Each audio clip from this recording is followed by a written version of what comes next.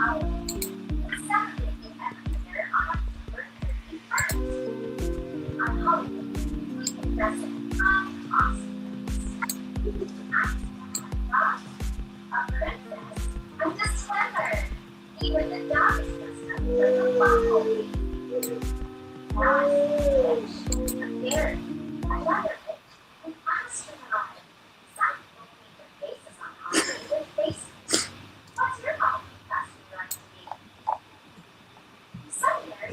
Ooh. Hi. That was a little rough start, wasn't it? Sorry. A bit slow when you get today. I'm all right. I'm all right. Hi, everyone in the chat. We have a few people here. It took us a minute to get started, but we're here. I'm babysitting again. He's watching Miss Rachel. You know, Miss Rachel is on the 10 most wanted list of anti-Semitic people. Miss Rachel, out of all people, I think she's like number 2 on the list. That's crazy, right? Yeah. That's one of the barometers of our time. You could say one of the little canaries in the coal mine. You know, if this is the kind of person that is being successfully targeted by Zionists, or that, like, they're literally trying to go after such an innocent woman publicly, and people can kind of jump on that bandwagon and vilify her. It is a huge sign of the times that we're living. It's like, how do I get, if Miss Rachel's on the list, how do I get on the list? It seems like the list you want to be on. You'd think we'd have learned our lessons. All these people that are trying to make us out to be Holocaust deniers or lack of unsympathetic to this kind of thing. There was a whole thing about putting people on a list in certain places and doing things to them, right? And apparently we haven't learned any lessons about that. You know, let's just continue putting people on blacklists and then disappearing them. Yeah, it's like the people on the list want to make their own list. Mm-hmm. And we make lists about them, but we don't really have the same kind of ruthlessness for whatever reason.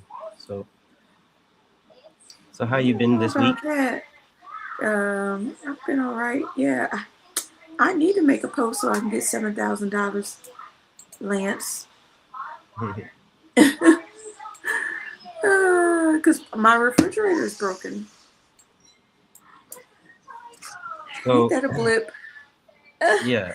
I got an appliance repair person to come look at it, and they said it would cost $1,000 to repair it.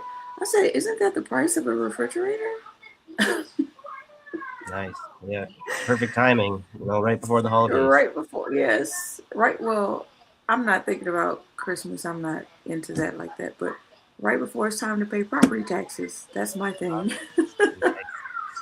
Property taxes have tripled in the last 3 years. Being a renter is pretty shitty, but there are certain things that I don't have to deal with, like cutting the grass or paying property tax. Yeah, sometimes that's a good thing, because it is a hassle. Or shoveling snow. It's been real goddamn cold down here in Windsor. There's, for like the past 3 weeks, it's been polar vortex had collapsed or whatever, I guess is the thing going on. So looks like this winter is going to be a brutal one for a lot of us. Well, here winter kind of passes through, says hello, and then it's gone. Mm-hmm. It's just like every couple of days, it's like, you know what? Let me go visit Louisiana, see what they're doing over there. But it doesn't last long. That's what it's kind of been like in Windsor lately. The winters have been a lot more mild, so like maybe a little bit of snow comes, but it's a lot more rain than snow most years now. But this year, it's like there's a big, like a decade, once in a decade kind of winter, or once in a century, something like that. So we should talk about the weather one day. We kind of we sideline that whole climate change topic. I don't know if you want to get into that one day. Cloud seeding and all that good stuff. Yeah, it gets a little bit. People get at each other's throats with that kind of conversation. It'd be nice to be able to go there without kind of getting on a list.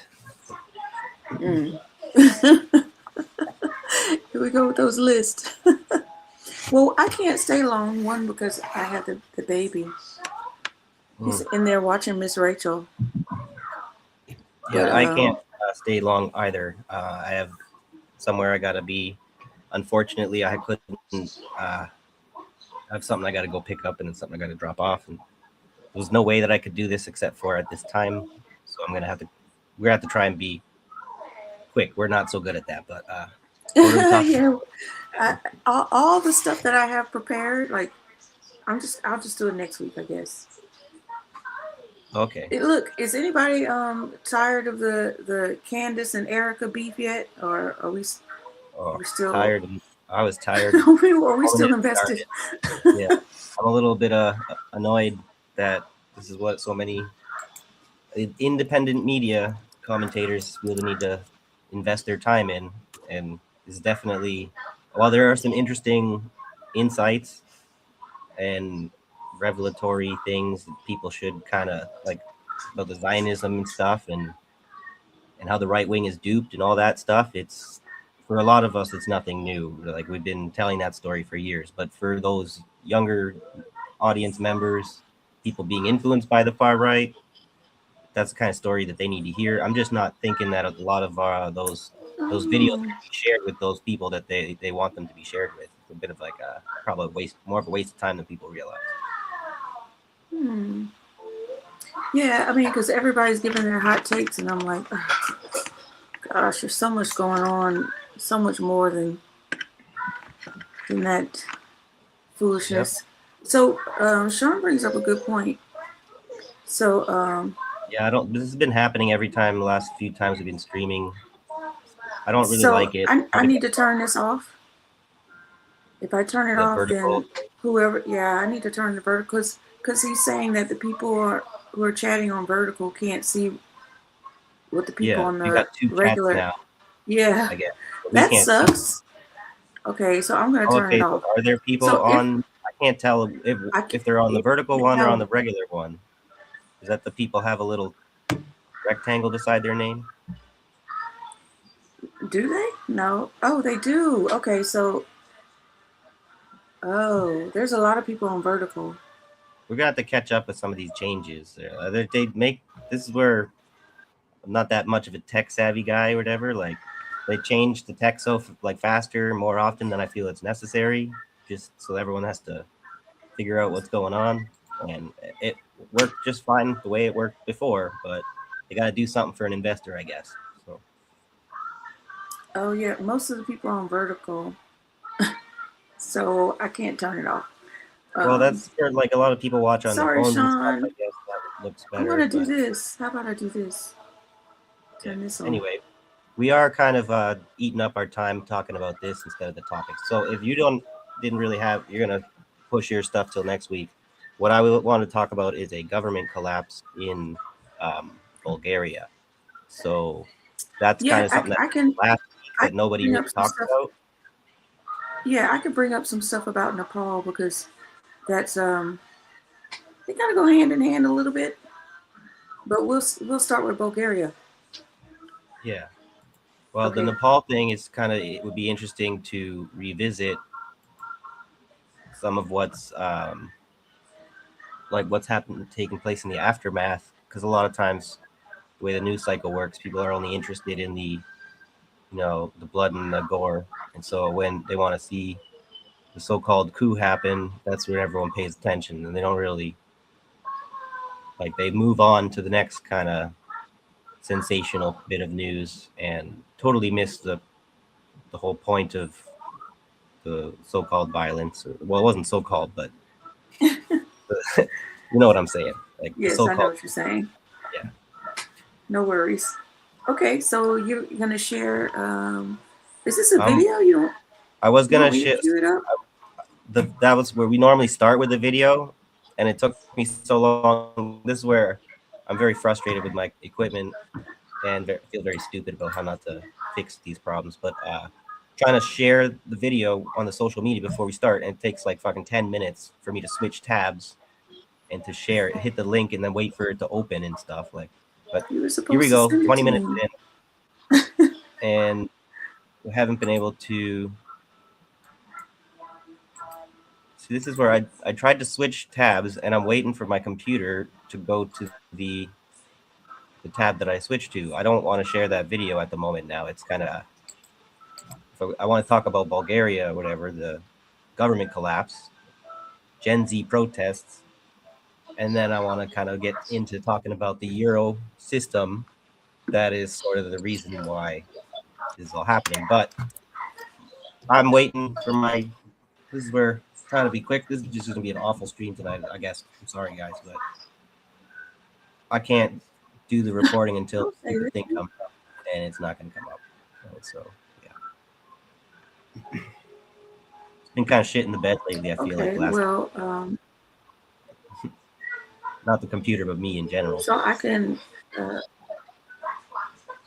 so I can kind of talk about Nepal a little bit. It's a country in Asia, um, like south of the Himalayan mountains, if, just to give people an idea of where it is. I don't know how many people know that much about Nepal, so I don't want to guess.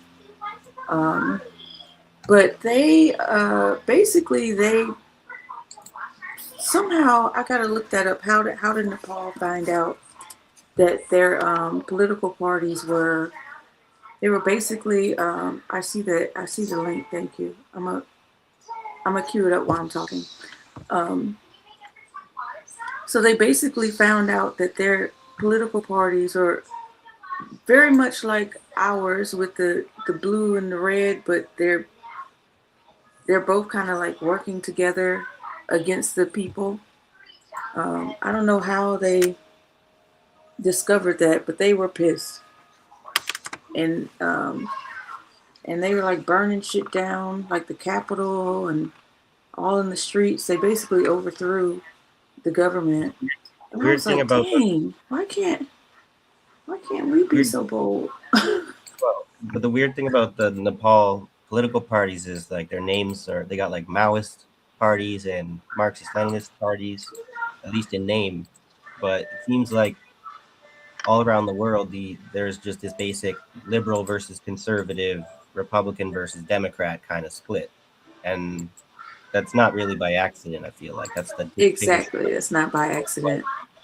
the dictatorship of the bourgeoisie in action, right? It's almost like a not like a copy. It's like a business model. Would you like me to read this or? Sure, it might be for the best. My computer's kind of too laggy, so uh, Okay. So Gen Z protests erupt in Bulgaria. What's behind the mass anti-government stir?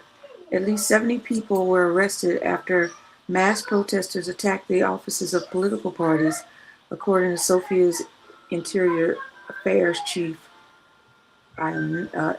Nikolov. That's I'm not going to say the first name.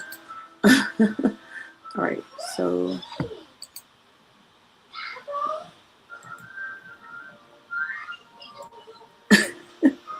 yeah, apparently Bulgarian someone's names being sound like silly. Ukrainian and Russian.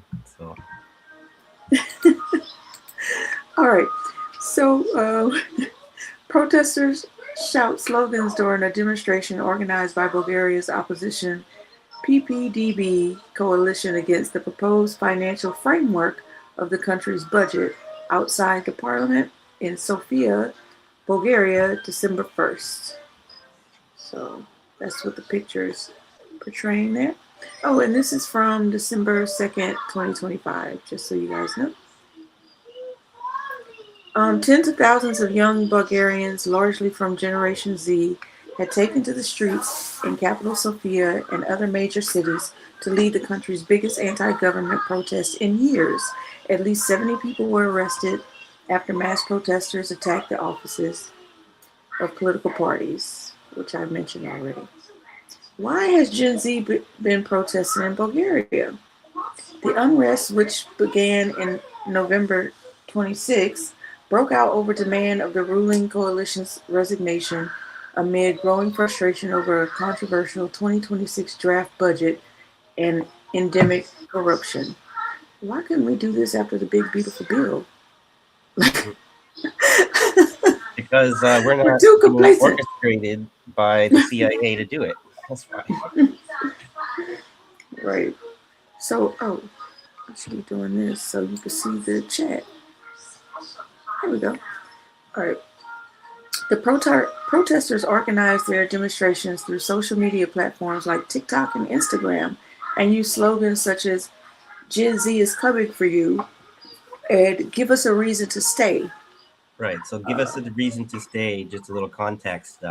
Bulgarians are like a lot of economies, like just like Nepal. Actually, is a great comparison.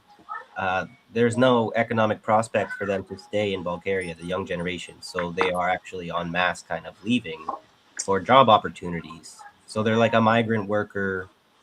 Like this is like what capital needs is these workers that are these migrant immigrant workers that drive wages down so that they can also use as the alien, invader narrative. So it's kind of interesting just to say that. Interesting. So Also, they're as far as we're gonna have a Gen Z protest, but they're big like what Gen Z if they're all leaving the country or whatever. For the most part, people really in invested in politics in Bulgaria would be the older generation kind of thing because younger people are like, fuck this shit, I don't even care, I'm out, you know? mm. So excuse me. The demonstrations came in response to the government's decision to increase taxes on private businesses to finance higher public sector wages. Interesting. I find that quite okay. Let me just keep reading, but I'm stick. I like that's in the back of my mind. So other factors responsible for protests: the Bulgarian government's decision to adopt the euro as the country's official currency from January 1st, 2026, is being deemed a major reason behind the protests. That's suspicious though when you look at this story. Sorry to interrupt, but it's kind of important, right? It's the government that collapsed due to these protests is the government that's like trying to fight to not adopt the euro, and it's the government, like the government party that is involved in stoking the protest. I think they're called "We Are the Change" kind of thing. They're the Social Democrats connected to Macron's European Parliament, whatever. They are the ones who are trying to drag Bulgarians into the eurozone and stuff. So it just Hmm. just to point that out. Red flag. Okay, I mean this is so between the first reason and that reason, I don't know. My spidey senses are tingling a little bit. Hmm. So let me just keep going and see if I can make sense of it in my head. Hi, Old Man Barker. Hi, Jacqueline. How's it going? Welcome to the party. So the Bulgarian government's decision to adopt the euro. Oh, I already said that one. Young voters and students have also expressed fears that rising taxes, shrinking economic opportunities, corruption, and weak judicial oversight forcing and could be forcing an entire generation to contemplate immigrating from Bulgaria, which is one of the European Union's poorest countries. Sound a little bit like Ukraine at all? Bulgaria protests discontent beyond budget. Protesters have also voiced deep anger towards the political alliance with controversial tycoon Pevsky, leader of the New Beginning Party, whose influence is widely seen as perpetuating oligarch control and corruption. Okay, so this is why it's like bringing me back to this about the demonstrations came in response to the government's decision to increase taxes on private businesses to finance higher public sector Mhm. wages. Yep. That would be So, uh, only young people duped by capitalism, not understanding the importance of putting the bourgeoisie in their place, would be dumb enough to protest over something like that. yeah, that's People why I was like, wait, what? does government workers don't deserve like benefits and shit like that. Fucking right wing. Yeah, that's why it got confusing to me. So it's almost like their protests are all over the place. Like they're not, it's not feeling cohesive. Well, I'm sure there are some young, useful idiots that are, like the mega type Bulgarian, but they're definitely not representative of the population. This is like just like I think we did the same exercise with the Nepal protests. You measure the number of the population based on the number of protests that they're saying toppled the government. Um, what is it here? What percent of 6.78 million, which is the population of Bulgaria, is 100,000? The answer is 1.47%, and that's being generous, saying it's 100,000 at. That's going with their highest number when they're saying tens of thousands of people. So it's Hmm. an even smaller number if you have a more accurate count. If it's only like 50,000 people who showed up, I don't know if I don't think I have. Maybe some of these sources I have a picture um, of the crowd, So, but it's not nearly as big as the protests against the genocide, right? The million strong protests all around the world.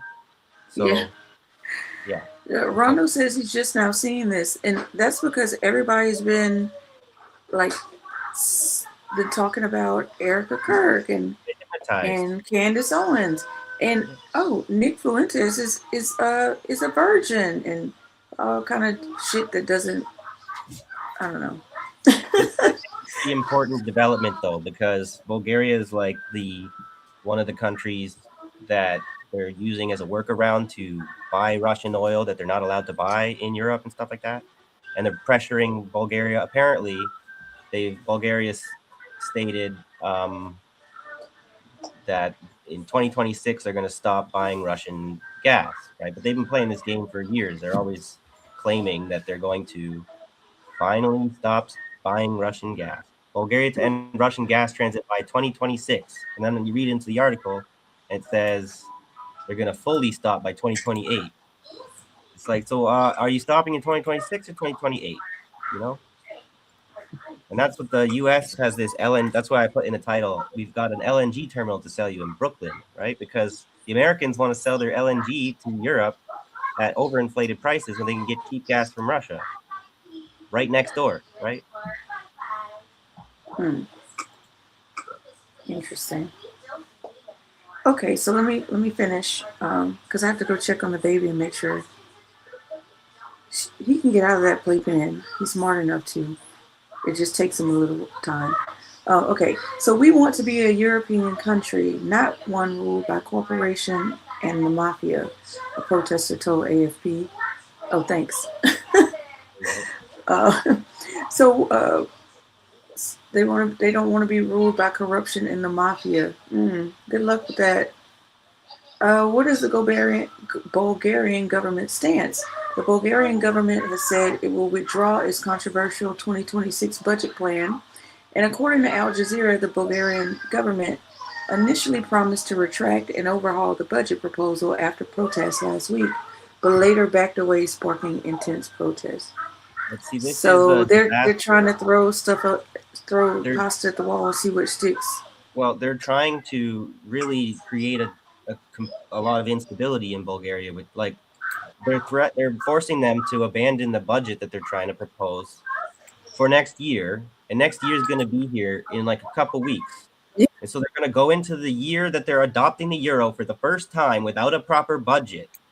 And so I don't know which source it is, whatever. There's an article I have here talking about the damage it's going to do to people, right? Like people on billion stuff are not going to get their payments and stuff like this, right? There's like all kinds of people that are going to be left out in the cold while the changeover takes place. and the euro is a fucking mess, right? Like it's a time bomb waiting to happen. They're trying to kind of drag them into the union to give to give the zombie a little bit more sustenance, right? Like they need a victim to feed Which on. So to keep to kick the which can down the road. country which country went bankrupt? This was a couple of years ago, maybe a decade Greece and ago. Italy. Greece and Italy, yeah, went bankrupt when they switched to the euro. No, Well, not when they switched, I'm trying to whatever, but remember. Like, they're one of the reasons that's been a threat to the euro's yes, stability the whole time, and they because just they keep. went bankrupt. It was like they made the euro, the value of the euro, like drop in like really dramatically. Is that what? I can't Yeah, this is remember. where now maybe we could play that video that I was gonna start with because this that explains that nicely. That's basically the Oh, whole problem okay. with the euro is the European Union and the euro system is like Germany. They always act like Germany has to pay for everybody because they're the biggest economy, and all the other ones are not really solvent, right? They're all bankrupt, and so Germany has to make them whole. And it's like, how long are we going to, the Nazis, were ever going to pay for all of you? Whatever. What are you going to give us in return, right? It's this. Anyway, Okay, so I'm just gonna check on the baby really quickly, and you can read this last part. sure. Is that okay? This is the last part. How's it Okay, I'll going, be right back. Extrapola and Sean and everybody? I haven't said hello to. My bad. Hello. So Gen Z protests have erupted globally in 2025. In Nepal, students sparked a deadly uprising in September against social media bans and elite corruption, forcing the prime minister's resignation after parliament was set ablaze. Morocco's Gen Z 21 movement rallied unemployed graduates demanding health. Ooh, sorry, hold on. You. There you go.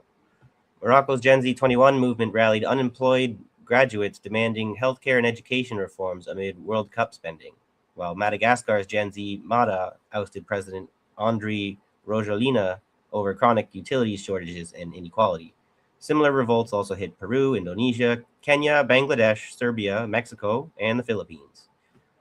And this is a nice little list, if you will, of the targets of the American empire besides Venezuela, which is another thing. It's important that we, have some understanding of what's developing with the blockade of Indonesia and everything. All of that is very serious and very important to pay attention to.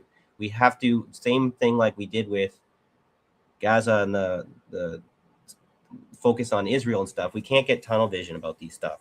We have to. It's not. It's more to the benefit of the empire for us to only focus on one of the theaters of operation that they're involved in when there are active actively destabilizing people all over the world, right? And if you can track all of that activity, you can make just as strong, I think, an even stronger case than you can if you just say, look, at this one bad thing they're doing here. So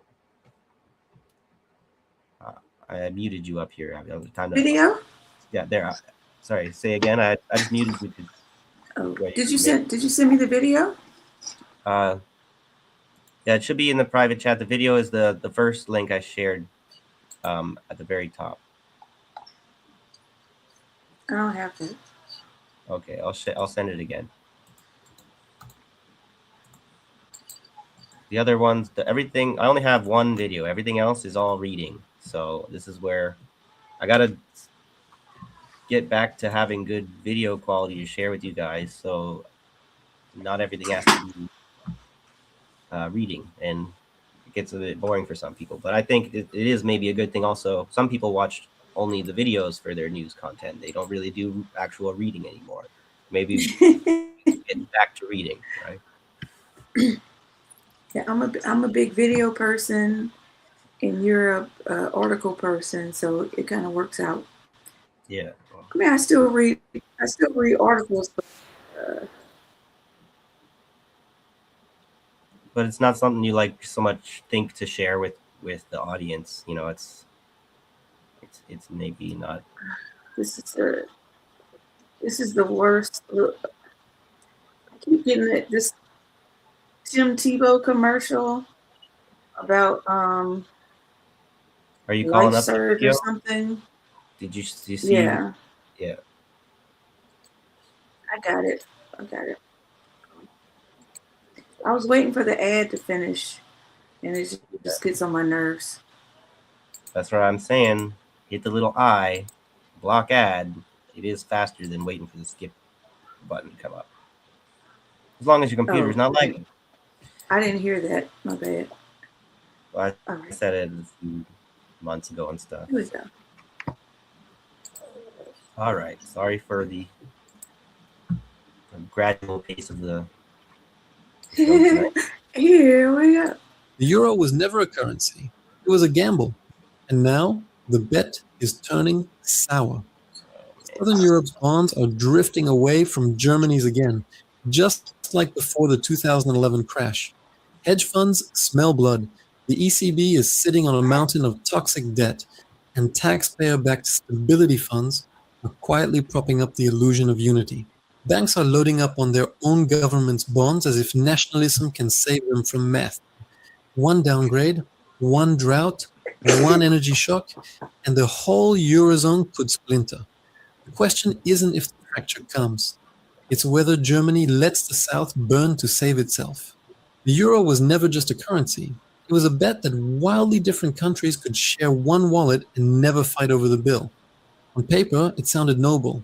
In real life, it looked more like a rushed wedding in a city hall, where the bride is already checking the exit and the groom is hiding his bank statements. Back in 1992, when leaders signed the Maastricht Treaty, the rules sounded strict. Deficits under 3% of GDP, debt under 60%. Germany nodded. Greece, Spain, and Portugal smiled and said, sure. Everyone knew those numbers were more wish list than reality. But the mood in places like Brussels and Berlin was simple. History over math. Romance over accounting. I remember holding my first euro coin in 2002. I was a kid visiting a cousin in Athens. The taxi driver flipped the new coins in his hand and said, half joking, same son, new money, same problems. I laughed. He did not. He already felt what the spreadsheets in Frankfurt tried to ignore. Germany exported cars and machines. The South exported hope and borrowed money. Here's So, the euro isn't backed by any gold or anything, right? It's kind of like the American dollar. Well, it's like I don't know if you'd say it's backed by the currencies of the member countries, but they all kind of peg their like they use the euro instead of their currencies. But they I think they still have their currencies. Like they haven't like they keep them in the bank and stuff, but then they just I don't know. It's all complicated, but basically the euro Lance said they're backed by unicorns. it's backed by the U.S. dollar, right? We can call it the euro dollar system. So the whole thing about that the LaRouchites are the ones who are really pushing this, put an end to the Atlanticist alliance or whatever, like fuck Europe kind of Victoria Newland attitude that you'll hear from people like Jose Vega, right? The LaRouchites. So what I'm saying is they're trying to get America and Russia to actually work together instead of America and Europe. But America and Europe are like they're going down together, right? They're like lovers for all of time. They're the white supremacist alliance is not going to work with the Asiatic Russians. You know what I mean? So it's Right. if So if they you were said just logical, they would maybe abandon them, right? Each other, but they're not. They're irrational, right? the borderline psychopaths. Um, so Well, you because said all the Americans, euro is backed by the U.S. dollar, and yeah, the U.S. dollar is backed. So I'm by going the to euro, back this up yeah. again because 'cause when he was talking about hopes and dreams, I thought, oh, Because I went too far. when they're all talking about the de-dollarization that China's been driving and everything, the American dollar is really weak now more than ever, right? But what are the Americans doing? The investors and stuff, they're investing in Europe as their safe haven. That's Mm. kind of what they've done historically. So whenever you make a run to try and de-dollarize whatever the world system, they have this entire plan in place. They know what they're doing, right? They have kind of push it to the limits. Like the other thing, the elephant in the room is the Japanese bond market collapse, because the Japanese are in bed with the Europeans, are in bed with the Americans, right? So they're all propping each other up on horrible, unpayable debts, right?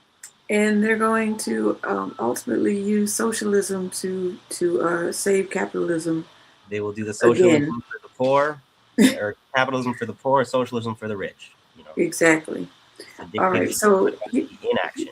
So yeah, here they're saying Germans are exporting cars and machines. I backed it up a little bit. Cars and machines. The South exported hope and borrowed money. Here's the trick no one explained at the time.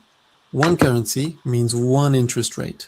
In 2005, Greek 10-year bonds traded only a tiny bit higher than German ones, about 0.25%.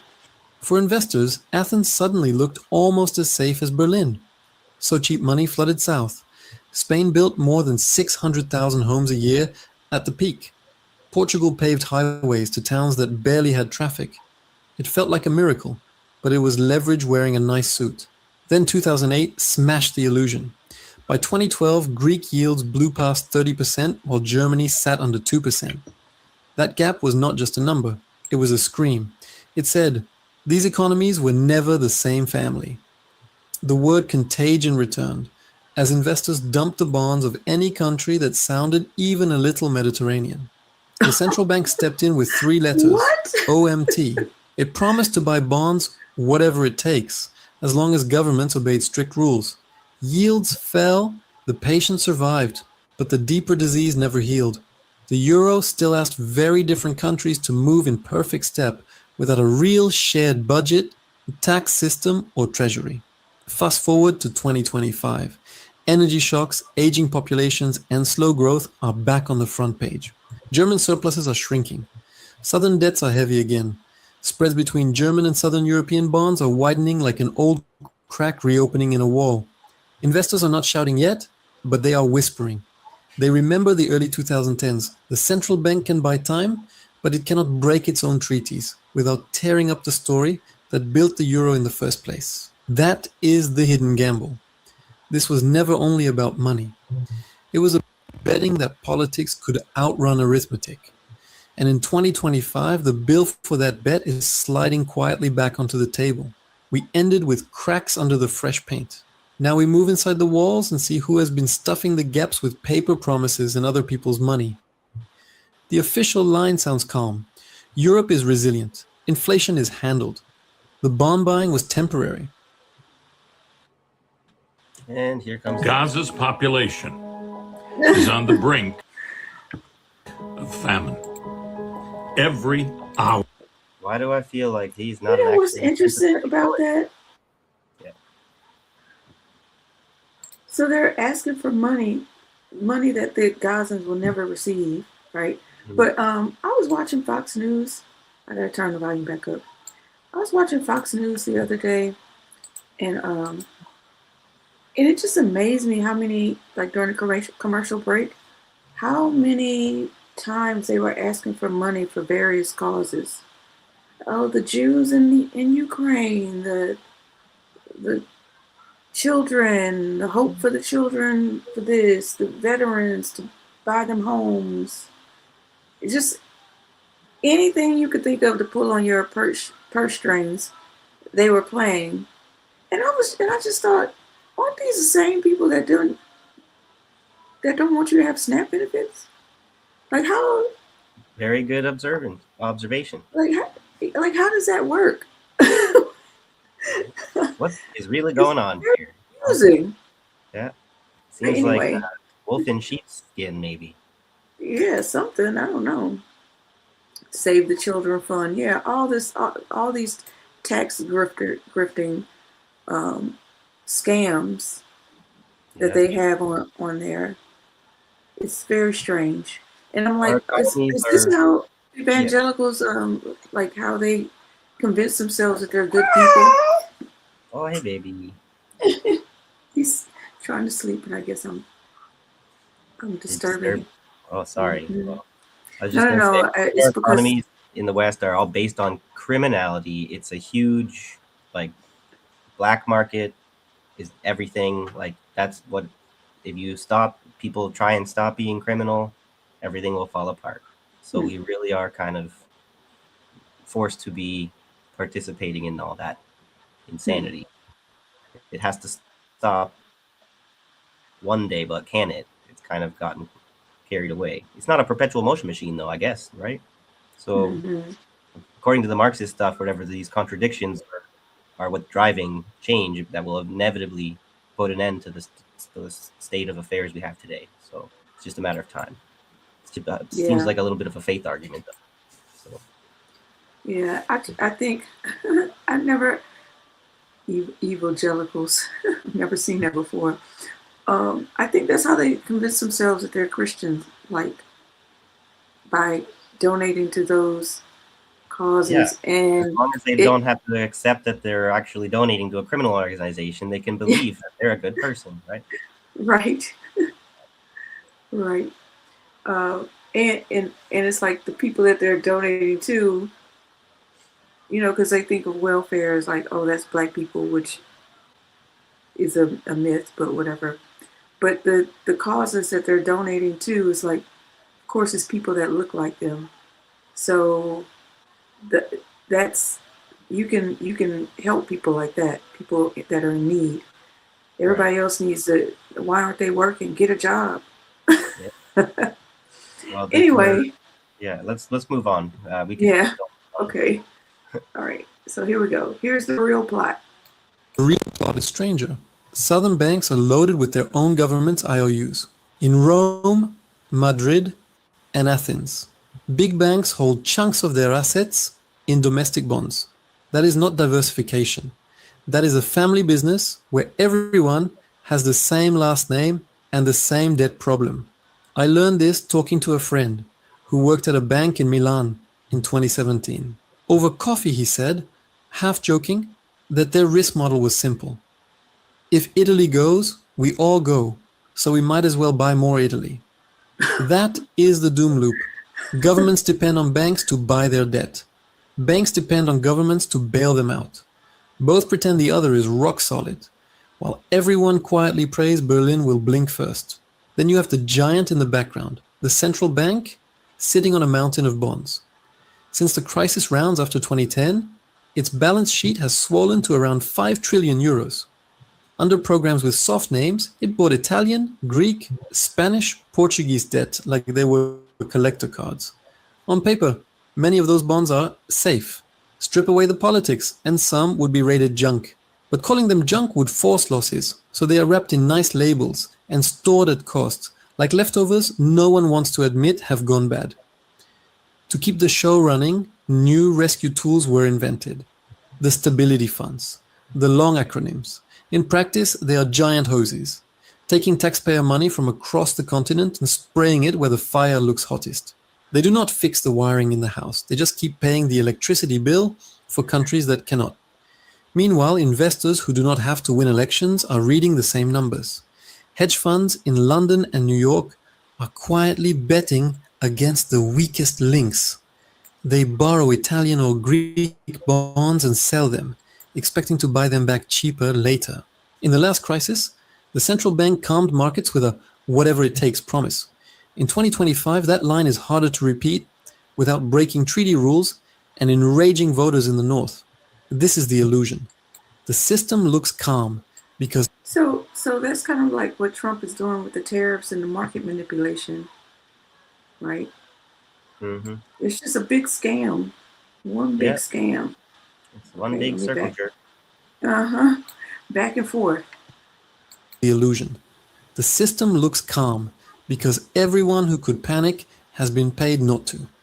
Banks earn a spread on bonds that may never be repaid in full.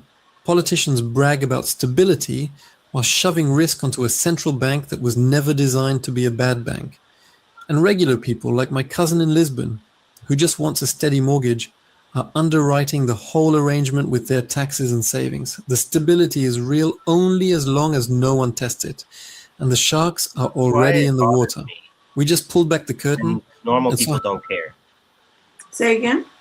So, which is why it bothers me when normal people don't care, because it only works because it's built on our backs. We're the ones that pay the price for when the bill comes due every time. And Hmm. normal people are like, ooh, politics, economics, all that Yeah. stuff is boring. I don't get Complicated. into all that. That's It's what not people boring, tell me. not complicated. Very simple, actually. They're fucking you, Right. like raping you, really, right? But anyway, Yeah. Only as long as no one tests it, and the sharks are already in the water. We just pulled back the curtain and saw how the calm surface is held together by emergency plumbing, clever acronyms, and a lot of wishful thinking. Now comes the uncomfortable part. What actually snaps first? In fragile systems, it is never the big speech that breaks things. It is the small shove at the wrong moment. One ratings agency meeting in New York, one dry summer in Andalusia, one tanker stuck in the wrong strait. And suddenly, the numbers that looked boring for years start to move like they did in 2011. Start with the downgrade risk. When a firm like S&P or Moody's cuts a country from investment grade to almost junk, it is not just an insult, it is a switch. Many pension funds are not allowed to hold lower rated debt. Throw it as hard as you want. Go on. Uh, Watching it zip away feels yeah, it's like a 10-minute video. I'm not sure how much more is left, but I don't know if we get the kind of the gist of it, but it's it's almost there. it's just So like three more minutes. It's I might as very well. interesting. Pushes prices down and yields up. Okay. If Italian 10-year bonds Let me jump just from back 3 up a little bit. sell. That selling pushes prices down and yields up. If Italian 10-year bonds jump from 3% to 6% in a few weeks, the interest bill on a debt stock above 140% of GDP starts to look impossible. The market does not wait politely for Parliament to react. Then add the climate angle no one at Maastricht in 1992 really planned for. Southern Europe's agriculture is heavily exposed to heat and water stress. A serious drought in Spain can hit olive oil, fruit and grain exports all at once. That means less income, weaker tax receipts, and more pressure on already stretched budgets. Insurance losses rise. Banks holding farm loans feel it. Debt that looked fine on a rainy day spreadsheet becomes dangerous in a dry year. On top of that sits the energy risk. Europe learned in 2022 how fast gas prices can explode when a key supplier turns hostile or a pipeline goes offline. A new shock from the Middle East or North Africa would hit the south hardest. Italy, Greece, and Portugal are more import dependent and less able to throw unlimited subsidies at households than the north. Another price spike feeds inflation, squeezes real wages, and forces the central bank into a nightmare. Raise rates to fight prices or cut rates to help governments refinance. This is where politics slams into math. German voters have memories. Ask anyone over 60 in Munich about paying a solidarity tax for decades to rebuild the East after 1990. Now imagine telling them in 2025 that they must quietly stand behind another round of large support for Italy or See, I don't Greece. really like that At there. some point, the question To me, becomes, that's are a we in a false union equivalence. or are we the Mhm. He's trying to equate reparations for war damages with solidarity tax, whatever. Like, it's very disingenuous. And then he's trying to say that this situation where they're going to have to pay the debts of the Southern Europeans, that they're like the Northern Europeans basically have the Southern Europeans financially under their thumb. They're dominating them as much as they can. But then the Southern Europeans are like, if you don't, that we're going to use our bad debt to fuck you over, right? So then they're not necessarily as like they have ways to push back, right? So, but to say that that situation is the same as Germany having to pay East Germany or whatever for like I missed that destroying part. everything, I think I was like, I don't know. That's I missed that part. I was kind of, I was still thinking about um, the most volatile countries. I was trying to remember what they were. I think it was like Italy, Portugal, and Greece. right. But this is where It was I think the Portugal. I guy was trying who to remember.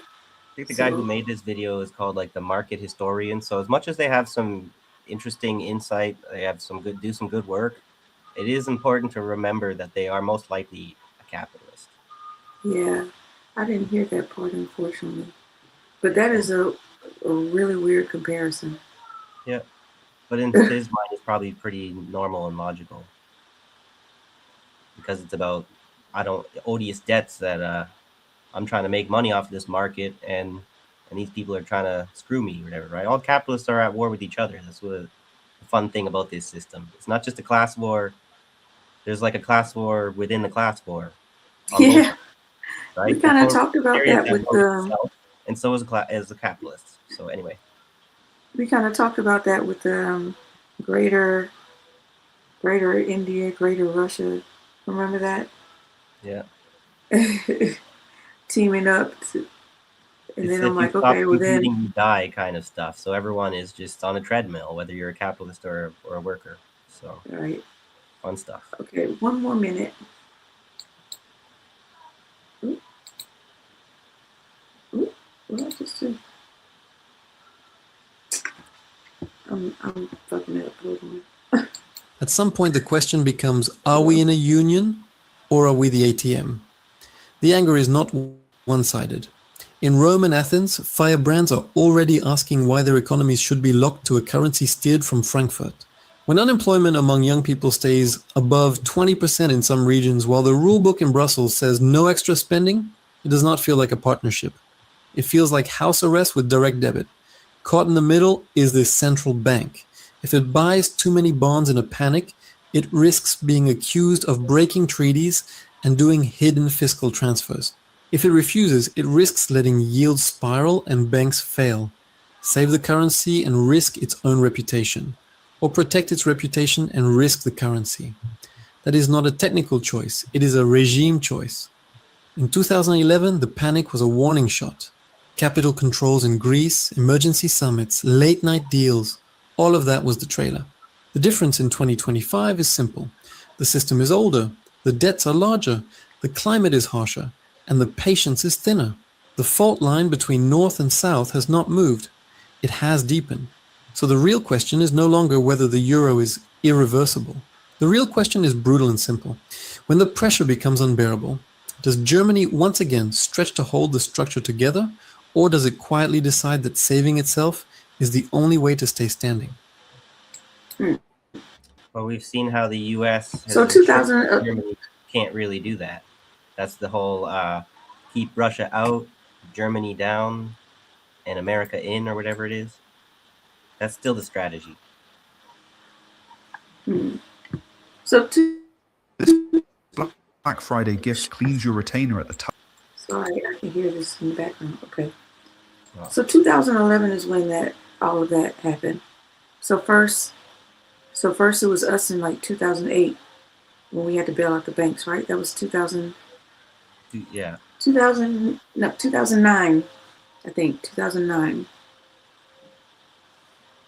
And then 2 years later, they had a fallout.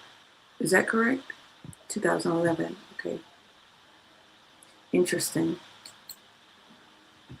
Right. So I'm not sure where we want to pivot to there next. I put an article about Europe's next financial crisis could be the big one, but we did just kind of the video maybe explain that just as well as the article would. So if you want to get the next link I shared was about we could do a little history lesson to go back to Bulgaria a little bit because it's very interesting how like the history it's like a forgotten history that's kind of telling, right? They were um, the article I shared is called "From Nazi Ally to Enemy in a Week: Bulgaria, September 1944," from lefthorizons.com. And so the Bulgaria was participated in the Holocaust, wherever they were allied with Nazi Germany. They whatever killed like 10,000 Jews or 12,000 Jews or something.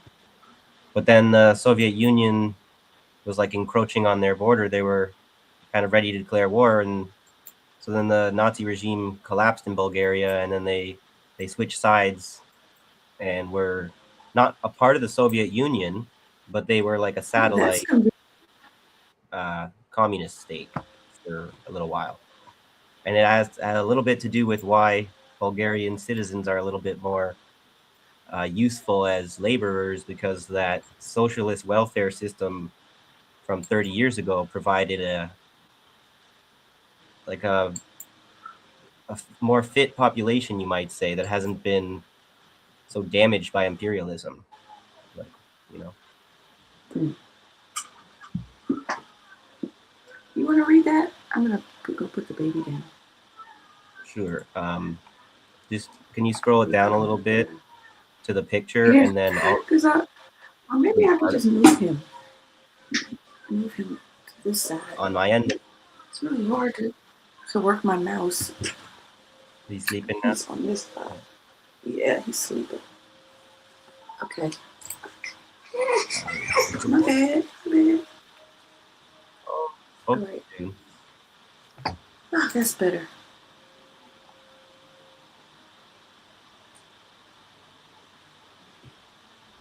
Okay, so I'm just gonna read on my end, and then you scroll down as I get there. So the article's from September 7th, 2024, but it's historical materialisms, not necessarily news stuff. So, but from Nazi ally to enemy in a week, Bulgaria, September 1944.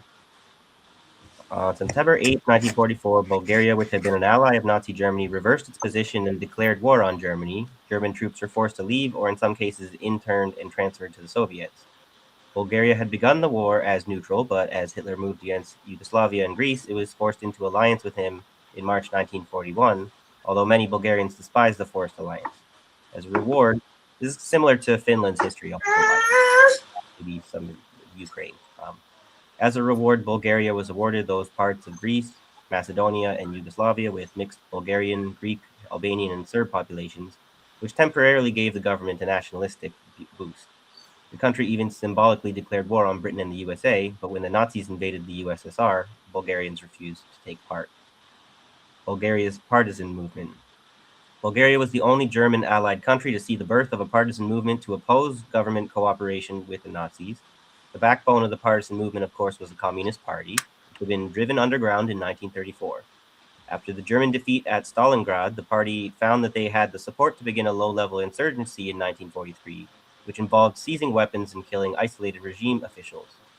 An indication of how low-level the insurgency was can be seen in their hold-up of a train in the Sredna Gora Mountains, where one of the passengers was the vice president of Bulgaria. When an army rescue force appeared, the partisans were put to flight, but the rescue force consisted of one officer and 5 soldiers. The partisans were really more of a possible than an actual threat. Their impact was increased by the massive exaggeration of their strength by German intelligence, who estimated one band as of 3,000 fighters when it was in reality only 150. But as the Red Army got closer, the numbers of partisans climbed from 4,000 in early 1944 to 10,000 by the summer, and the scope of their operations increased, with ambushes of police units, seizures of weapons, and brief occupations of towns, especially in the mountains and rural areas. Police and army terror in the villages suspected of harboring the partisans only served to alienate the rural population and begin to create a base for guerrilla war. In mid-1943, the Communists launched the Fatherland Front as a broad opposition which included the left of the Agrarian Party, Social Democrats, and the nationalistic Zveno movement, but the Communists maintained their position as the main armed group opposing the government. The effects of events in Romania. Romania's sudden surrender to the Soviet Union and change of sides in late August 1944 led to the sudden realization in Bulgarian government circles that they had backed the wrong side. In August, the Prime Minister made a declaration that the country would now observe strict neutrality. However, on the 30th of August, this was rejected by the Soviets, who pointed to the presence of thousands of German troops on Bulgarian soil, and the Bulgarian armies continued military operations against communist partisans in Yugoslavia.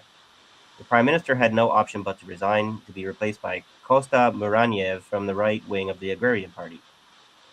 Muraniev could see the ground slipping away from under the government, which had been a monarchist dictatorship since 1934, and he hastened to shore up support. On 3rd of September, executions of political prisoners were banned, and the next day he announced an amnesty for political prisoners, the dissolution of fascist organizations, withdrawal of Bulgarian troops from Serbia, and negotiations with the Allies for an armistice. The same day, the Red Army reached the Danube, the border between Romania and Bulgaria, and stopped there awaiting developments. But everyone knew they were just 2 days away from Sofia, the Bulgarian capital. Retreating German formations began to be harassed and even arrested, and in turn, with fighting between formerly allied German and Bulgarian units in occupied Macedonia erupting on the 4th of September. The Soviets were not impressed with the Bulgarian government's weak and vacillating treatment of the German forces and suddenly declared war on the 5th of September. The Bulgarian Revolution begins. This was the signal for a full-on revolutionary upsurge in Bulgaria, beginning with a demonstration of students in front of the Ministry of Justice, demanding freedom for political prisoners, who then marched to the Soviet embassy, attacking the German embassy along the way. The next day, a much larger demonstration protested outside the hotel housing German officers, who drew their weapons and fired into the crowd, with police arresting hundreds of demonstrators. So this revolution, compared to this so-called protest collapsing the government here, stark contrast, all right?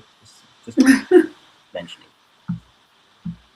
On 6th of September, rebellious sailors freed imprisoned communists in the port of Varna, and a tram strike took hold in the capital. I have an interesting story about, I don't know if we'll get to it, so I'll just try and briefly mention it. That's interesting. The mayor of Varna is arrested and charged with corruption and everything, and they had like a protest to spring him from jail. Like, why can't we do that kind of thing? Because we're not motivated by the CIA. So, but they had a really expensive bail, I guess, that they had to pay, and they crowdfunded within hours to pay for his bail, right? So it's like a dude who went to the States, like to Washington, D.C., to get his education in economics, and to the city of London, and then went back to Bulgaria and to become a free of corruption mayor. And then, so that's just a whole very interesting rabbit hole. I hope that I don't think we're going to get to, yeah. Uh-oh. Look up Mayor Kotsev, whatever, if you want to know more. So let me see. I don't know if I'll have to try and speed read here, because I'm trying to get out of here by like 7:45. I got to get going somewhere. Sorry. But where was I? On the 6th of September, rebellious sailors freed imprisoned communists in the port of Varna, and a tram strike took hold in the capital. That the workers had lost their fear of the dictatorship and its police was shown in a huge strike of the tobacco workers, who in 1940 had led Bulgaria's last serious strikes, followed by a nationwide railway strike. On the September 7th, coal miners in Pernik also stopped work. Strikers stormed the prisons and set free the inmates. Muraniev's government was suspended in midair. On the 8th of September, the Red Army crossed the Danube and were welcomed as liberators in towns and villages across northern Bulgaria. The journal Fourth International reported that in Bulgaria, the entrance of the Red Army troops was the signal for a mass uprising. We read in the dispatches of the red flag waving over the government buildings, as well as over thousands of homes. We read of the immediate arrests of the fascists by the armed people and the holding of huge mass demonstrations in the cities, of a railway strike that paralyzed the government, of the military authorities losing effective control. Wouldn't it be nice to see some of the fascists being arrested today? Desperately, Muraniev tried to maintain his and the capitalist hold on power. On September 6th, the head of the German military mission was told that all German troops must be out of Bulgaria by midnight on the 7th. The anti-Jewish laws were repealed, and eventually, late on the 8th of September, Bulgaria declared war on Germany. Speaking of anti-Jewish laws, Bulgaria, unfortunately, has a very strong relationship with Israel. I think that's where we'll read the next article about that, and then I maybe will run out of time. So the country thus found itself in a unique position for 24 hours of being at war with Germany, Britain, the USA, and the USSR at the same time. Now that's just hilarious. That's very interesting history for me. I don't know anyone else, but now whole regiments and garrisons across the country mutinied and arrested their officers, and the Bulgarian soldiers occupying northern Greece began to desert their posts. On September 9th, the Soviets announced a ceasefire, issuing leaflets and posters proclaiming that the Red Army has no intention of fighting the Bulgarian people. Before the Red Army reached the capital, the Fatherland Front decided to organize an uprising in Sofia and throw the Muraniev government out of power. At 2 p.m. on the 9th of September, a mixed force of mutinous soldiers, military cadets, and partisans seized key points across the capital and arrested Muraniev and his ministers. It was all done in an hour. The dictatorship that had ruled Bulgaria since 1934 was gone in a puff of smoke. Revolution blocked by Stalin and the Stalinists. This is where I kind of, the long article to read, but I think it's relevant, interesting history. I'm not sure which kind of leftist, left horizons is, but they at least sound like more than just social democrats, or they sound like socialists or communists to me. But I have to do some diligence. They sound like they need to minimize their logo. What's that? What do you mean? Right, Rondo is huge up there. Oh, yeah, I hate that. A lot of these web pages are badly designed and they don't seem to care. Anyway. So, but a workers' revolution was not at all what Stalin wanted. Fourth International wrote. This is where they're probably Trotskyists, according to the Stalinists, right? Like this stupid, like circular argument that we're trapped in for like the last 40 fucking years or whatever you want to call it. Like, definitely something we need to a contradiction we need to resolve. So, the New York Times correspondent Joseph Levi, telephoning from Sofia on September 21st, reported that in a few provinces, pillaging and even killing of poor guy. Pillaging and even killing of the suspected fascists occurred, but these acts were soon stopped by the communist militia. Where workers of peasants had removed fascist officials from their posts, the Red Army compelled them to reinstate them to their posts. Go ahead and defend that kind of hypocrisy. You can't. Good luck. It'd be kind of entertaining to watch. You know what I'm saying? But in the words of Fourth International, the new government immediately undertook to pacify the situation and reestablish order. John Chamley, special correspondent of the London News Chronicle, reported that the government printed an appeal ordering soldiers to return to their barracks. They announced that part of the militia would be absorbed into the regular army, while all armed civilians were ordered to report to designated places and surrender their arms. And that's kind of flying in the face of Marx's famous quote about telling the working class to arm up and stay armed and don't let the state take away your arms, that a lot of Americans, their Second Amendment, have a lot of respect for. But when the Soviets said, let's give me those guns, guys, Oddly, revolutionary. Trump is talking about taking people's guns. Yeah. And I'm like, out of all the people, a Republican? This is like one of those endless conversations. They will always kind of try and take our guns. We will always need guns, I guess. I don't know. Maybe that's a bad take, I feel like. But right now, the period of history we're in right now, don't let the government take away your guns. I don't really care what ideology they claim to represent. Right? I don't have guns because I grew up in Canada. We were like not a gun culture, but I've learned about the world, and I'm like, fuck, that was a mistake. I really need to know how to shoot. But now I need to find the money to, yeah. What a conundrum. Yeah. So anyway, let me finish up this article here. I'm running out of time. So the civilians were ordered to surrender their arms. Thus, the new government, propped up by the bayonets of the Red Army, began its work in the classic manner of all counter-revolutions, the campaign to disarm the insurgent masses and to restore capitalist Wait a minute. law and order. Sorry? Okay, I guess I got lost because I thought you were somewhere else. I'm right at the end here. It is clear that the intervention of the Red Army served two purposes. Firstly, the military one of cutting off Nazi forces in Greece and throwing them out of Yugoslavia and the Balkans, but also that of preventing an independent socialist Bulgaria emerging from the ruins of the monarchist dictatorship. Events in Bulgaria, therefore, follow the same pattern as the failure to aid the Slovakian national uprising and the betrayal of the Warsaw Uprising.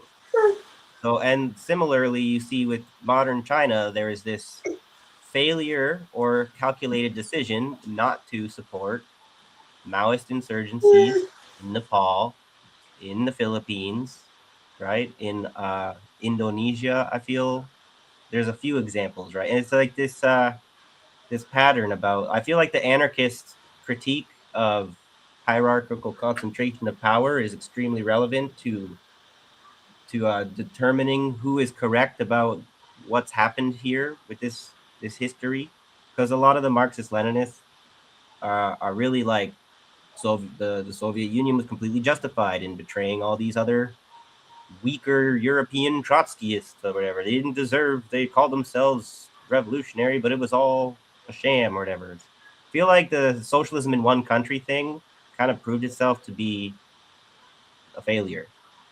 So we're not going to admit that, because really communism's not achievable if it's only going to be in one country, because a global system of capital is global, right? Imperialism is dominating the entire globe.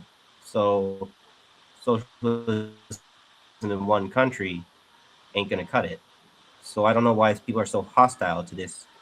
More, I guess, because they're trying to pigeonhole it as a Trotskyist idea, the global revolution of a socialist revolution, right? If that's not what we're talking about, what are we talking about? So, but the next article here I have to share is Old Allies and Close Friends, the Strategic Importance of Bulgaria for Israel. Because this is one of, as you can see, the way that they have There you go, Sean. these complicated relations with the Soviet Union or whatever, it kind of creates this anti-communist atmosphere in these countries. And then the working class of these countries are sort of driven in the arms of Nazis and Zionists, right? And they very easily don't recognize the trap. So you actually shared that. You didn't share it in the private chat. oh, my bad. You put it in the comments, so I can't click on it. My bad.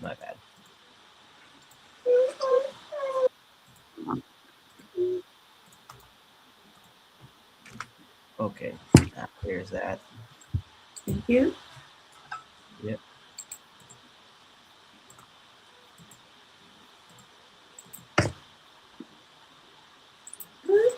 Okay. Here we go.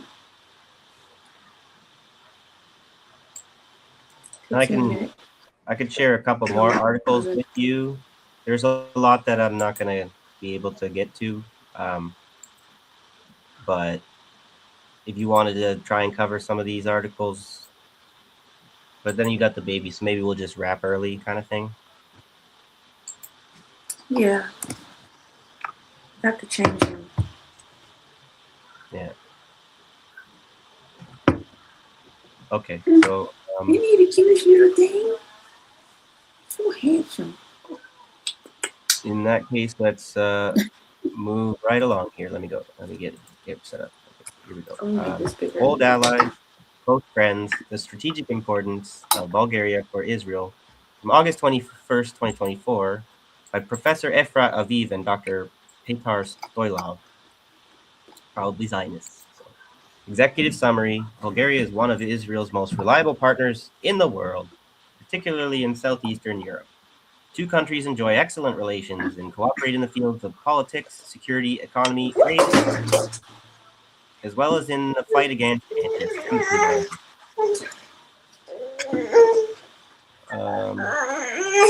Just gonna mute you there with your question. So, and then just go ahead and unmute yourself if you got something to say. So, sorry, but this is Bulgaria is a lot like Hungary in this respect about being a big ally of Israel, and a lot of people maybe don't know that. So then they think what Hungary or Viktor Orban saying is really cool right now, whatever. But if you're an anti-Zionist, connect the dots. So Bulgaria exerts influence in the Balkan region and helps mitigate the negative impact on Israel deriving from Israel's complicated relationship with Turkey. Bulgaria serves as a gateway through which to introduce Israeli policies, business initiatives, and energy projects to the Balkan region and Europe as a whole. In these challenging times, Bulgaria remains a key strategic partner for Israel in southeastern Europe. In July 2023, President Rumen Radev emphasized this by stating, "There exists a genuine sense of friendship and understanding between the peoples of the two countries based on deep cultural and historical ties, active partnership, and mutual trust." Blech. Bulgaria has a history of low anti-Semitism and has consistently supported the Jewish people, except for that whole, Holocaust bit. But its saving of the Bulgarian Jews during World War II was an unprecedented act that sealed the bond between Bulgaria and the Jewish people for eternity. At the time, Bulgarian politicians from across the political spectrum, members of parliament led by Dimitar Peshev, the Bulgarian Orthodox Church, writers, lawyers, doctors, artists, journalists, many other prominent public figures. So, upper middle class, bourgeois, maybe. And many other prominent public figures stood up for their fellow Jewish citizens and opposed the government's plan to deport them. As a result, all of Bulgaria's pre-war Jewish community who lived within the country's borders, nearly 50,000 Jews, remained alive. A total of 11,343 Jews living in Bulgarian-occupied territories in Macedonia and Thrace were deported to concentration camps with the participation of Bulgarian authorities. After 1948, most Bulgarian Jews left Soviet-allied Bulgaria and immigrated to Israel. According to the Israeli Central Bureau of Statistics, Bulgarian Jews constituted 5% of all new immigrants in the 1948-1954 period. They created a living bridge between Bulgaria and Israel that has lasted for decades and should continue for many years to come. Following the October 7th atrocities, Bulgaria demonstrated strong institutional support for Israel. The government condemned Hamas's terrorist attack and expressed unwavering support for Israel. So they did the whole licking of the boot exercise very effectively, right? Very graciously. The National Assembly building was illuminated with the colors of the Israeli flag as a sign of solidarity.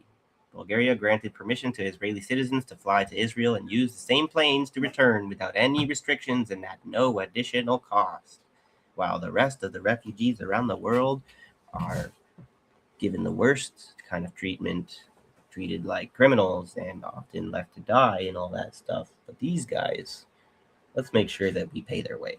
Right? So a prayer for peace was held at Sofia Central Synagogue that was attended by the president, the chairman of the National Assembly, and other high-ranking officials, along with leaders and members of all religious faiths, ruling majority members, and ambassadors. In October 2023, the National Assembly approved a strong declaration in support of Israel with no opposing votes. In November, Bulgarian PM Nikolai Denkov met with Israeli PM Benjamin Netanyahu and President Isaac Herzog in Jerusalem, reaffirming Bulgaria's full support for Israel and belief in Israel's right to self-defense.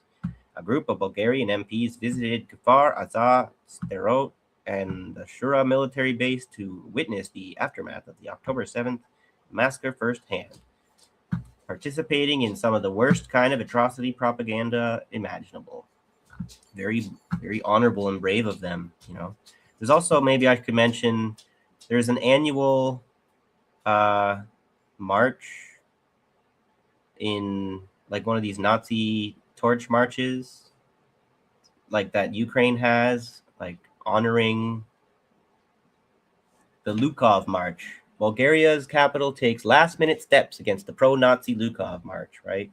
So they have to like ban this thing every year, but then it still happens anyways. And then just like the American police and stuff protect like Nazi protesters in the US in the name of free speech and stuff, they'll have police escorts to allow these people to still kind of do these marches in a civil manner, right? So Bulgaria is a very like bipolar place, I would say. They got a lot of these these Baltic nations. There's a lot of like rich socialist communist history.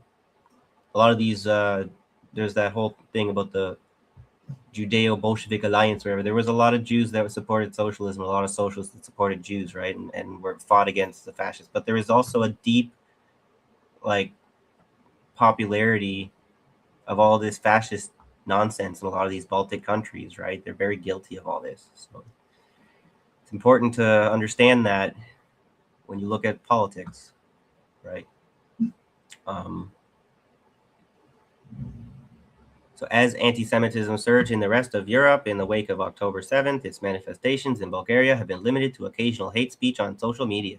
Bulgarian universities have adhered to sound academic practices and provided a platform for Israeli voices to be heard. On April 5th, 2024, the UN Human Rights Council adopted an anti-Israel resolution condemning Israel for the war in Gaza, opposing its right to defend itself, and demanding that it be subjected to an arms embargo. Bulgaria was one of 6 countries, including the United States and Germany, that voted against the resolution. I want to know I want to Demonstrate. know Sorry. these 6 countries. Right. Yeah. Well, we can look What's that the up. other 3? Why they leave the other 3 out?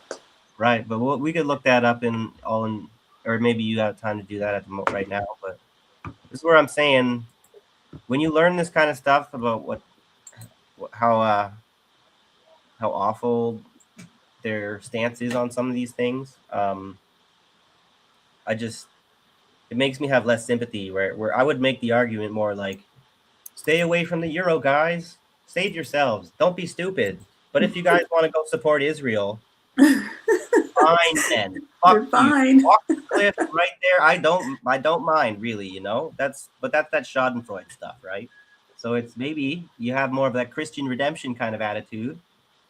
I know you guys are awful and you have supported awful people, but there's a chance for you to finally light, right?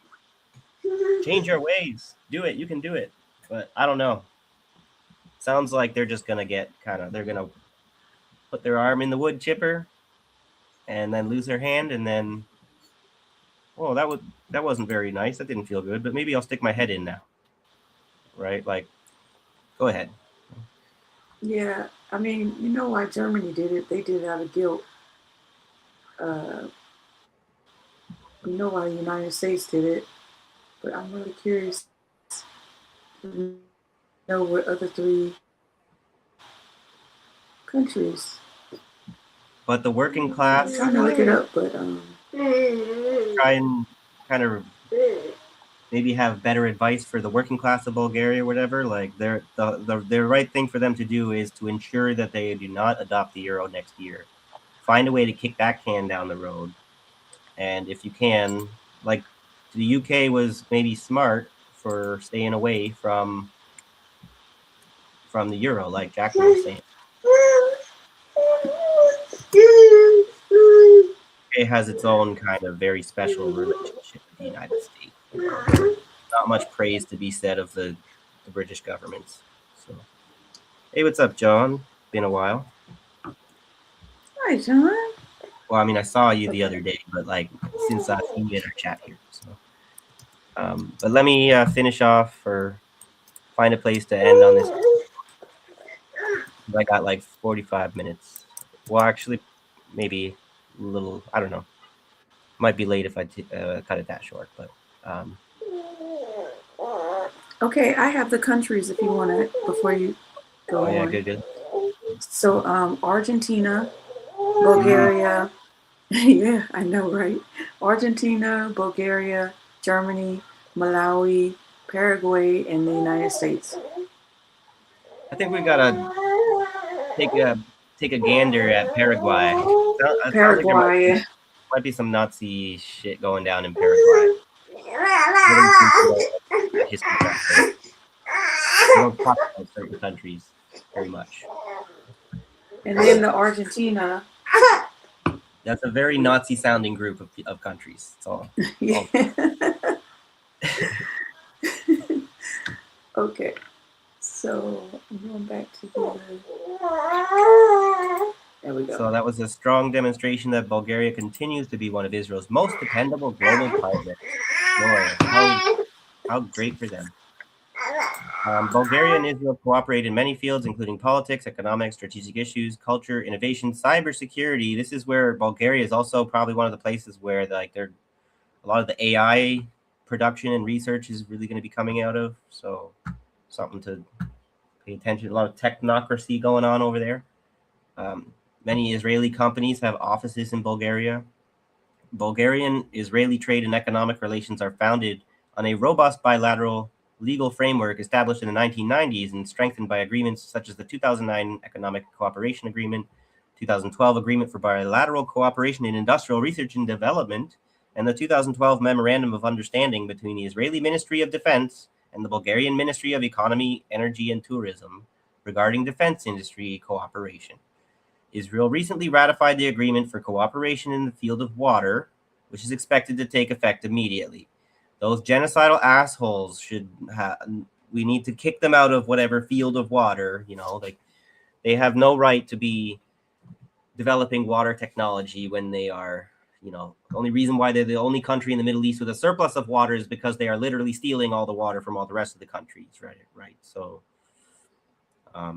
in recent years, bilateral trade has grown and diversified. In 2022, Israeli exports to Bulgaria totaled 62.8 million, including copper scrap, non-woven fabrics, insecticides, fungicides, herbicides, polymers, plastic elements, and fertilizers.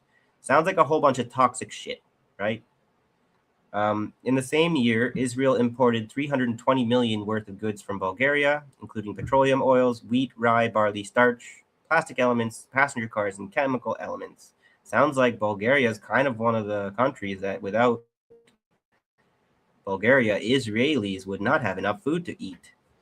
By the end of 2023, Israeli investments in Bulgaria amounted to 298 million euros, according to the Bulgarian National Bank. So then there's tourism. This is maybe a little bit more. I'm just going to skip ahead. Not sure if we need to necessarily hear every little thing. If you want to pause on your own, there you go. So it's like Bulgaria kind of needs Israel to survive. Yep, and probably a little bit of vice versa. Maybe not necessarily. That's not maybe. I feel like Bulgaria will be a bit okay without Israel. It's a bit like China and the United States, right? China would survive without. They don't need the U.S. as much as the U.S. needs China. So I think Israel's relationships with a lot of these countries is pretty much the same, which is why it's so important. I don't know about, like, if you look at the Zionist influence I didn't have time to do that research in Bulgaria, then you might see how they're dominating the Bulgarian politics like they're dominating Canadian and American politics and every other European nation. Always an interesting exercise. Yeah. I don't like what those Zionists are trying to do either. That's how I feel about it. Baby agrees. Why strong ties with Bulgaria are important. You want to read that part? Yeah, kind of brings I it together a little bit. Yeah, I gotta go after that. Okay, yeah, that's fair enough. Sure. Bulgaria is an important ally for Israel in the Balkans, especially at the deterioration in Israeli-Turkish relations over the ongoing war in Gaza. In 2023, Bulgaria and Turkey celebrated the 100th anniversary of their diplomatic relations. They enjoy good neighborly relations and are NATO allies. Turkey is Bulgaria's largest non-EU trading partner. That's okay. With trade between the two countries exceeding 7 billion euros in 2022. So Bulgaria needs Turkey a lot more than they need Israel. Another fun fact, though, about Turkey and Bulgaria was colonially was occupied by the Ottoman Empire as a colony for like 5 centuries or something like that. And so that's a big tension in their relations, but so maybe Bulgaria in some ways is still a little bit vassalized by Turkey. There's this interesting thing about vassals within vassals, right? So maybe Turkey is a little bit not so independent from the US as it would like, just like Germany and France and the UK and stuff, but they also have their own vassals that they get to put the beating down onto, whatever. When the master comes and fucks with Turkey, whatever, Turkey will take it out on Bulgaria. That's the kind of saying. When the master comes and fucks with UK will take it out on Canada. This is interesting how these vassals all the way down. So where was I? Bilateral tourism is also significant. Bulgaria supports Turkey's EU membership bid and is often referred to as Turkey's gateway to Europe. They're also Russia's gateway to Europe and everyone else's gateway, China's gateway to Europe, right? When regional and global challenges arise, Bulgaria and Turkey look to each other for mutual support. After Russia cut gas supplies to EU nations via Ukraine, the two countries cooperated to ensure the energy security of southeastern Europe, with Turkey playing a crucial role thanks to its LNG terminals. Bulgaria is in the middle of several EU energy corridors and has its own extensive network of gas pipelines. This positions Bulgaria as an important transit country for potential pipelines that could transport non-Russian gas to Eastern as well as Central Europe, which would help Europe reduce its dependency on Russia. On May 2nd, Turkey's trade minister announced that it was freezing all trade with Israel due to the war and humanitarian crisis in Gaza. Trade turnover between Israel and Turkey amounted to over $7 billion in 2023.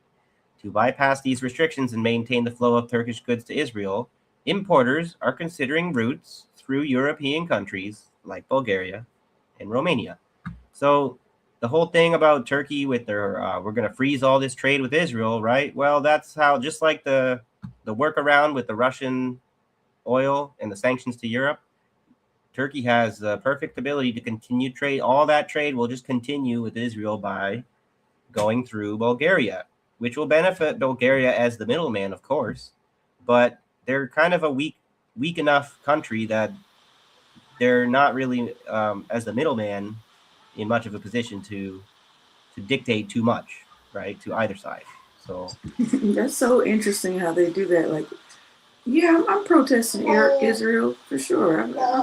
But I'm going to use another country. I'm going to drop this stuff off in Cyprus.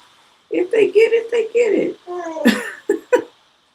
So I'm sorry that I have to leave it there. But maybe we could pick up on this next stream a little bit. But it's always hard to. Then we end up talking about old news when more new stuff is happening. Well, I have so much stuff. Yeah. Since we couldn't meet, which is a good thing we didn't meet, because I told you my mom got stuck in the bathtub. So if we would have been on a long stream, she would have been just sitting in the bathtub for hours. So not safe. That doesn't inspire me with confidence. Yeah, I don't know if she forgot that she can't get in the bathtub anymore. Yeah. Because she has like a pole to get in. She has like I got a seat, like a bathroom seat installed on the wall, and it's like retractable, so she can get in and pull it down. But nope, didn't use any of that stuff. She I guess she was feeling herself that day. It's hard to know how much decline is happening, how worse she's getting. But it's very heartbreaking to hear these things, these little mini stories, that you're always telling. This is one story of a long episode, like one episode of a whole season, right? Yeah, right. Oh, thank you, Sean. That was very kind of you to say that. Yeah, we actually went to the stream. Thank you, Jack. Considering the next 2 Thursdays are both holidays. Oh, thank you. For the holidays. That's usually just makes the most sense. Maybe if we're once to come, would give you a bonus holiday stream when everyone else is off. I don't really think we'll have the time for that. Maybe. But if we don't see you, we'll probably be seeing you in people's chats and stuff. But have a good Christmas or whatever it is that you celebrate. Enjoy your holidays. Are you work on Wednesday? Wednesdays? Wednesdays, no. I work Friday, Saturday, Sunday, Monday. So we could do it Wednesday. If wait, what's the holiday? Oh, that's whatever Eve though, huh? Yeah, we probably, I don't know. We should have thought about that before we got on the stream. We're not prepared at all. Well, maybe we'll get back to you. We'll see. We'll make up our minds, talk about it, and then we'll let you know. Tuesday, maybe. Yeah, don't keep your hopes up. No promises, right? Yeah. Maybe we'll get one more episode in before the holidays. But either way, we'll see you in the new year. We're not going anywhere. I might just throw some stuff up, just so like they could watch it, at their leisure or whatever. Because if we wait too long, all the stuff that I have, it's gonna be old news. Yeah, I know. That's what I was saying. It is a interesting dilemma, but I think we have to not get too worried about just because it happened 2 weeks ago. doesn't mean it's completely irrelevant. Exactly. That's Yeah. true. We can't get caught up in that, right? Yeah. Well, anyway, happy holidays to everyone. Whatever you do for the holiday season, I hope you enjoy yourselves. Thanks for watching tonight, everyone, and for your continued support. Always coming back, giving us the reason to keep going. So thank you all. And like the Accord Lord says, stay safe, stay amazing, and stay you. It's a great, It's a great way to end the show. All right. Okay. Bye, everybody. Peace.